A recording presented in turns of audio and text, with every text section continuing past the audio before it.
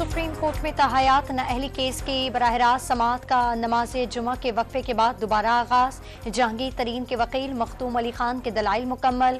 Attorney general Mansoor Awan ने अपने दलाइल शुरू कर दिए।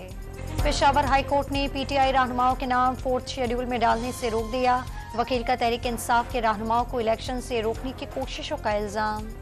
PTI रहनुमा शाह महमूद कुरैशी और जैन कुरैशी को उमरकोट से इंतखाबात लड़ने की इजाज़त। अटक से जुल्फी बुखारी और रावलपिंडी से राजा बशारत के कागजात नामजदगी भी मंजूर। मुल्तान से मुस्तफ़ा कर के कागजात की भी मंजूरी। तामीराती मंसूबों में खुर्द-बुर्द के केस में फवाद चौधरी का मजीद 4 रोज़ा रिमांड। इस्लामाबाद एहतसाब अदालत के जज मोहम्मद बशीर ने महफूज फैसला सुना दिया। लाहौर किला के इशरा के फ्लैट में आग लगने से 4 बहन भाई झुलस कर जाँ बहाक। निगरां वज़ीर आला ने तहकीकात का हुक्म दे दिया।